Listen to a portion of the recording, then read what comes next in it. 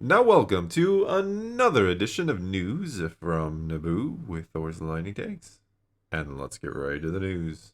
I think the news is a bit grim today.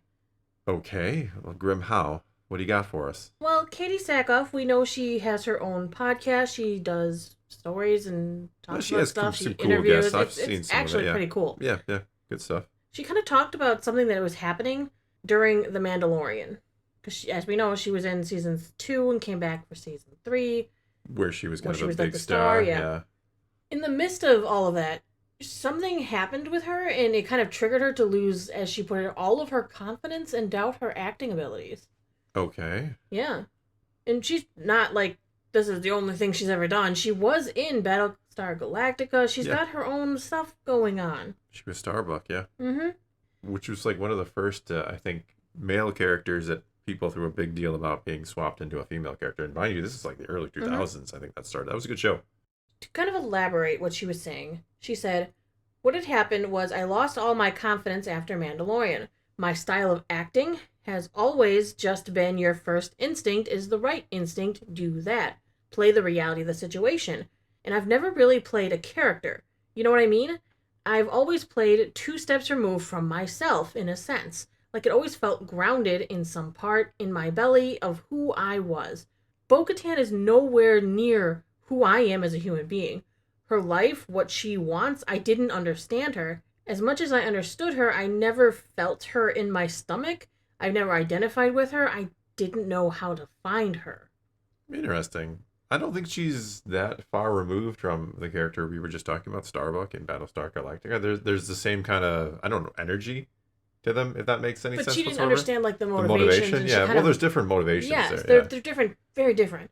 She says it's one thing to voice a character across a handful of animated projects, but playing her on camera totally changes things for her.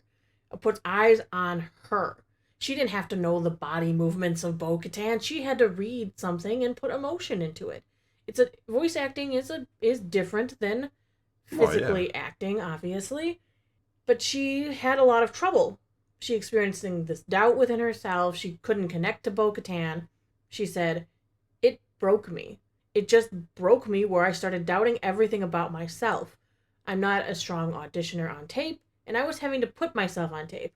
I wasn't booking anything for 3 years. I basically didn't work. I broke down. I was crying one day with one of her friends at his kitchen counter, and he was like, 'You're going to be fine. You always work.' And I was like, I'm not. Okay, man. I'm not working. I'm so broken. I got no confidence left. I don't know what to do. I'm lost." It's kind of crazy that one role can have that much of an impact on you. And I've never really thought about how strange that must have been to, because you just assume like she just owns the character when she's voicing it, kind of just like, oh yeah, they kind of even base it off of her in some ways, so In you some would think ways, we'd yeah. just kind of slide into it, but Mm-mm. in a lot of ways I guess that is not the case. Yeah, she had no technique to fall back on, in a sense, to find herself again. She just got herself really lost and confused and couldn't act anymore. She says the worst thing was my old manager would say things like, "This is just easy for you. It's so easy for you. You don't even have to try. Just stop trying. You're trying too hard."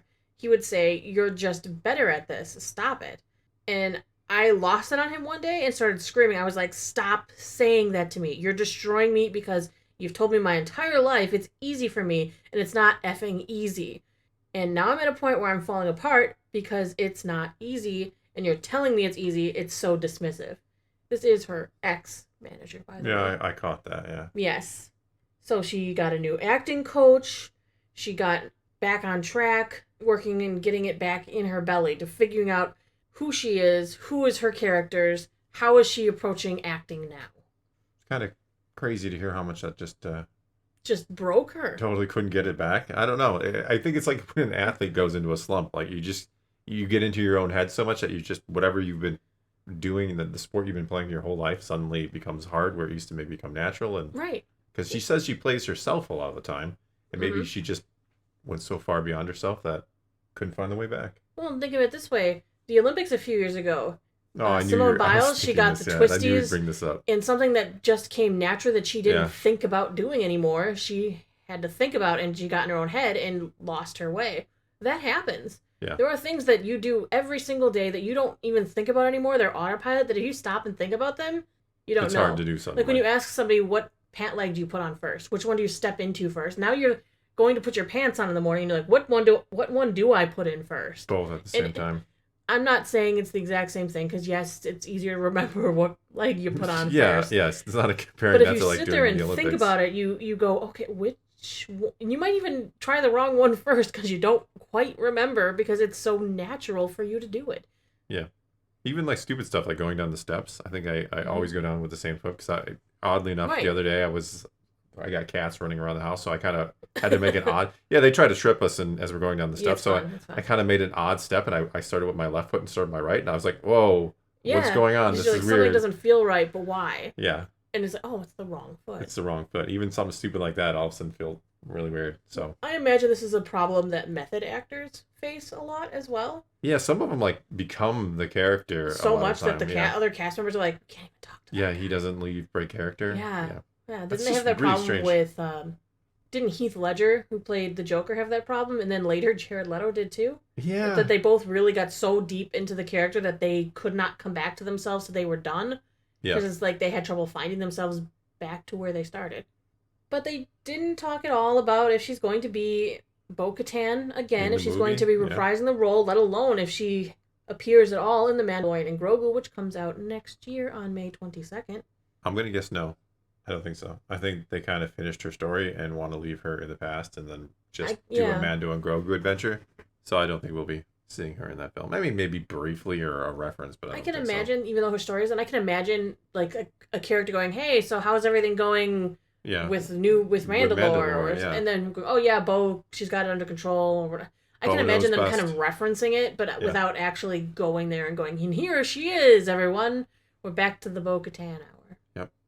Bo knows running planets. All right, let's move on to new this week in Star Wars, etc. There are no books this week, which is a usual thing we talk about on Tuesdays, if there are any. But there are comics. There's always comics. For Wednesday, we do have 2 editions of comics coming out. We have Star Wars Hyperspace Stories Codebreaker number 3. Yes, the Poe Dameron and BB-8 story nobody asked for. I mean, nobody. The First Order searches high and low for Poe and BB-8 after the hero's daring escape. Can the pair make it off-world without being captured? I'm going to say yes. I'm going to say they're going to be okay. Yep. And if they are captured, it'll be brief and they'll outsmart someone and get away. Yep. We also have Star Wars Dr. Aphra, Chaos Agent number 3. We never talked about that first issue of that. No, that's been kind of doing stuff. I mean, Luke's been showing up in there. There's the item that supposedly lets people without the Force have the Force. It's like a Thanos Infinity Gauntlet. Yeah. Yeah. Cool stuff. Yeah.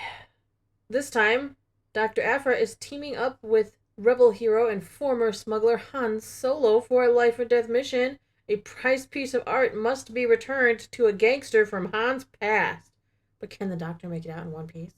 Probably, yes, definitely. I like that she's kind of taking on this Indiana Jones comic book thing. She's always had a vibe of that. The archaeologist. That's what she is stuff, entirely. Yes, yeah, and now she gets to work with like Luke and Han. Because she's helping the rebellion this time instead of Vader. Yeah. Thursday, once again, for all you patrons, Discord members, it is voice chat time. We had a really good talk. We had a really good, interesting talk. We kind of jumped off topic, and that was fun too. Yeah, because Star Wars news is kind of light. We talked about a little bit of everything. Yeah. We do. We get from Star Wars to what else? We got K-pop Demon Hunter snuck its way in there. We talked about that a little bit. Yeah. Just a little bit because not many people in the server had seen it yet. Such a shame. Because Thor has now seen it. Thor watched it because I asked him to, and I was playing the music. Yeah, he was like, "That's kind of catchy. What are you doing?" It's very catchy. It's good. The vocals on it are pretty insane. So and the Sony animation style is really fun. That they used from the Into the Spider-Verse. The same. It's actually pretty good. It's entertaining. It subverted my expectations too. I like hearing that. Yeah, but no, it's a solid movie. It's maybe not everybody's cup of tea. Yeah, but... so come join us in Discord for all sorts of conversation. I think we talked a little about Alien Earth as well, which we haven't watched yet. I know Peacemaker episode 1 has come out. Oh my goodness, let's go watch that right now. I forgot about that. Don't say things to fluster me in the middle of our stuff I was actually kind of serious. We should go watch it. I know you were kind of serious, but I mean, I was just serious. It wasn't kind of serious. I was I serious. know you're serious. Because I had but forgotten. We're recording a And, video and yeah. have Well, to have you know what we can do? I can say that's all we got for this time. So now it's your turn to take to the comments below. Tell us what you think of any and all of today's news. Let's talk some Star Wars and let's go watch some Peacemaker. And until next time, thanks for watching.